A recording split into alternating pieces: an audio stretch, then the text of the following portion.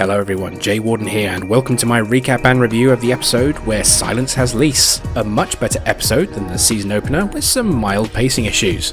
Don't forget those spoilers otherwise, enjoy.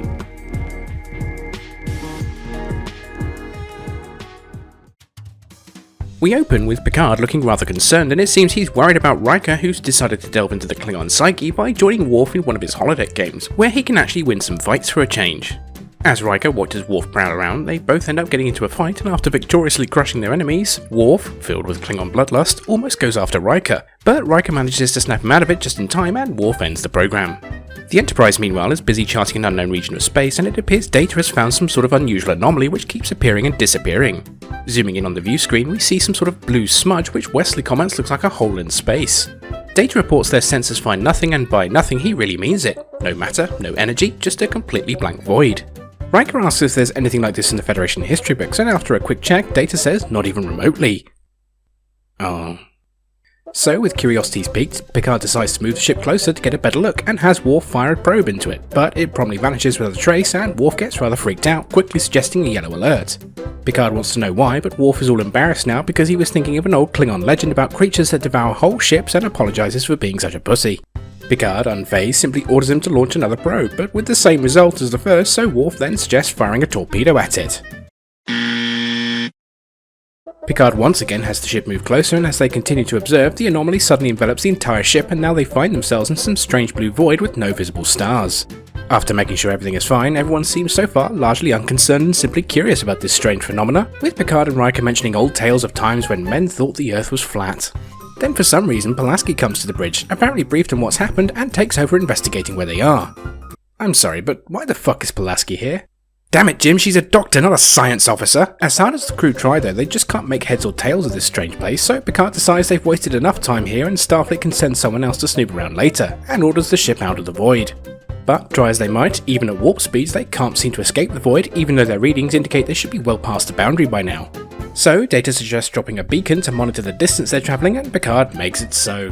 They once again try to move away, but eventually seem to circle back on themselves and end up right back at the beacon, confusing everyone as their instruments say they've been moving in a straight line all along.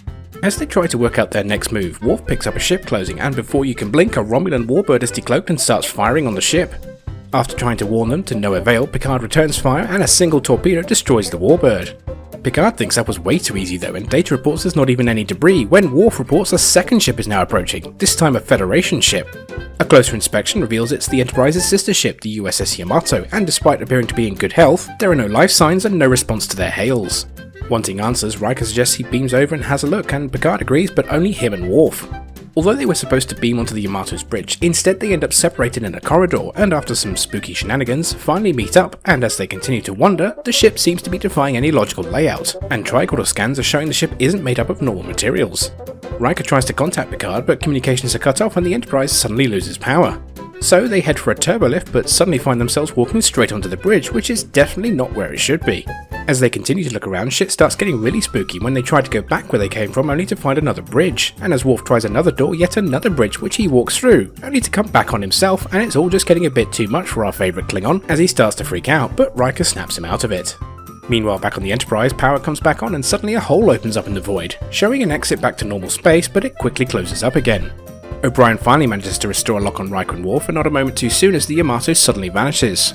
Riker has had quite enough of all this bullshit, just wanting to get the hell out of here, and Picard seems rather amused by this for some reason. Once again, another hole opens up, and as they try to leave, the hole promptly closes up and opens in another area. But just as they try to leave through this exit, it once again shifts position. Picard has also now had quite enough of all this bullshit, and despite not sensing a damn thing earlier, Troy is now sensing something unusual out there, and Pulaski suggests that they're being treated like rats in a maze in some sort of lab experiment. Eventually, a baby-faced monstrosity appears out of the void, finally revealing itself to be the lab master, calling itself Nagilum. He starts name-dropping everyone, including the random redshirt called Haskell, who replaced Wesley at the helm for no reason some scenes ago, which I'm sure means absolutely nothing bad will happen to him. As he fucks around with Pulaski briefly, he then asks if it's true that their life form has a limited existence. Picard tries to be evasive, but Nagilum persists, and then random redshirt Haskell performs perhaps the best redshirt death in the franchise, forever becoming an amazing internet reaction gif. Picard is furious, but Nagilum is unfazed and says he wants to delve more into the field of death and thinks it might take up to half of the entire crew before he's satisfied. After a quick meeting to discuss the matter, Picard decides he'd rather destroy the ship than allow his crew to be slaughtered helplessly, so both he and Riker go and activate the auto-destruct sequence, which actually gives them a choice this time on the time limit. They agree 20 minutes should be enough time to prepare for death and then activate. So, as he waits for death, Picard sits in his quarters listening to some music when Troy comes in and tells him his decision may be wrong. And then Data comes in too and asks what death is all about. Picard indulges in a brief philosophical discussion on the subject of what comes after death, but Troy and then Data both tell him he's wrong to blow up the ship, and Picard realises that this is just another fabrication from Nagilum and tells him it won't work. They promptly vanish and then the ship is apparently released back into normal space. Picard quickly heads back to the bridge and tells Wesley to warp out quickly in any direction, and after a tense few moments and with less than 10 seconds left before destruction, Picard is finally convinced that they're actually free and cancels the auto-destruct sequence and retires to his ready room. However, just before the episode ends, Nagilum calls Picard and the two have a quick chat about their respective perspectives of each other before the ship heads off to its next adventure.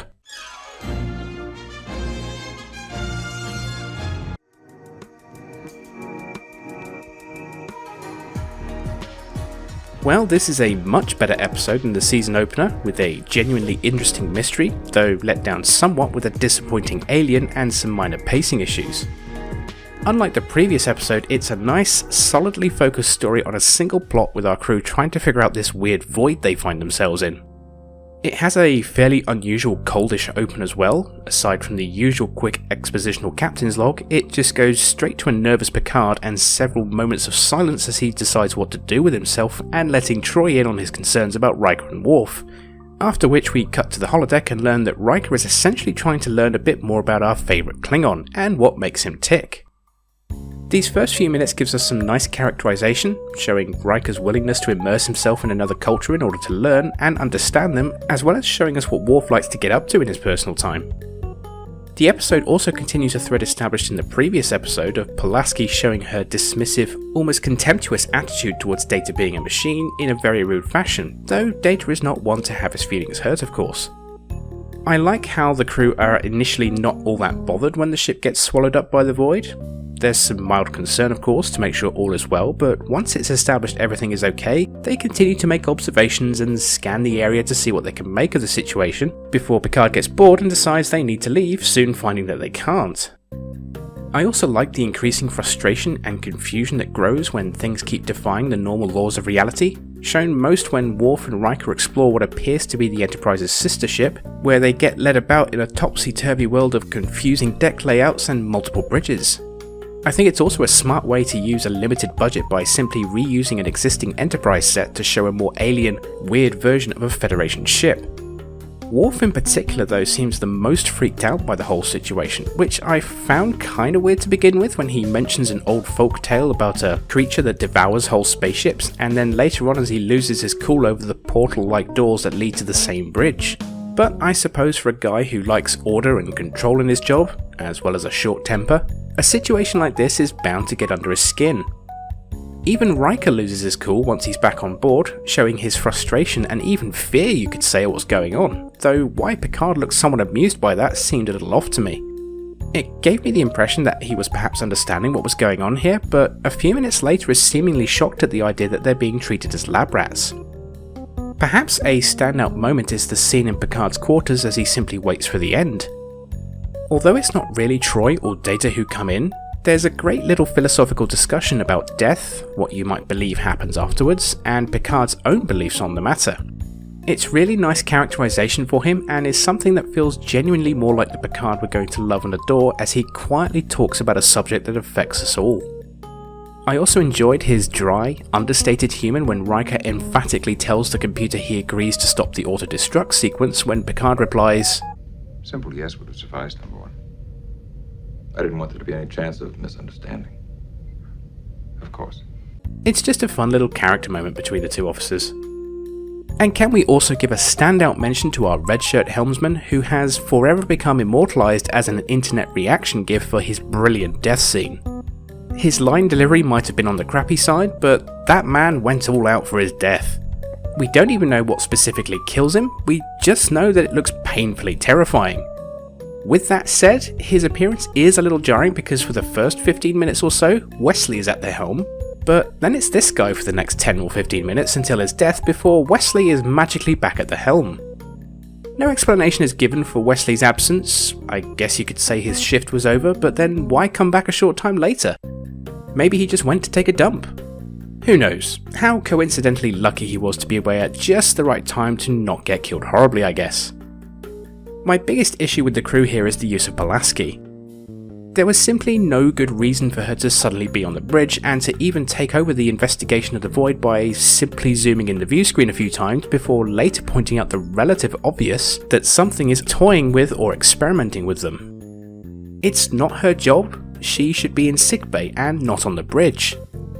It just felt very forced and was obviously done to give Pulaski something to do in a prominent way, being as she's a new cast member and all. I do, however, mostly like the consistent nature of her character in her attitude to Data, and is a thread that will continue for a while before she really begins to accept him.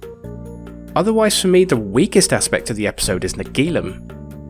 I found him to be a rather underwhelming entity with an awful looking distorted face that has a sort of baby-like quality to it, and made it really hard for me to take him seriously. I think he also takes away some of the fun of the mystery by revealing his presence directly, and I found the resolution as underwhelming as his face. I know the crew has to escape the void somehow, but I simply felt there could have been a better, cooler and perhaps smarter way to do it rather than just engage in some brinksmanship with a godlike being. Better, I think, to simply leave it as a mystery that the crew are thankful to escape from. I just don't really understand why Nagilum would care all that much if they blew themselves up anyway. I mean, I never got the impression he cared enough to let them go, but of course if he simply let them all die there wouldn't be any show to enjoy.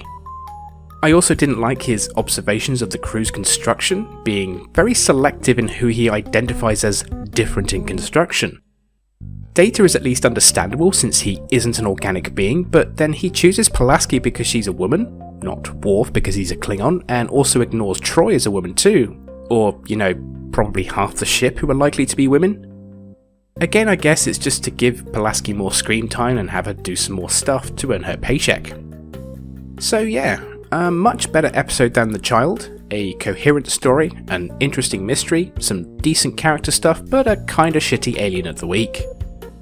Next time, Data revisits the world of Sherlock Holmes, but ends up facing off against a sentient hologram of Moriarty in our next Holodeck Goes Wrong adventure episode, Elementary, Dear Data. Please feel free to leave any comments or feedback, and if you liked this episode then please do like, subscribe and share, and do check out my Star Trek Picard reviews which have just started off, and any of my previous videos as well if you're interested. Until next time, this has been Jay Warden, signing off.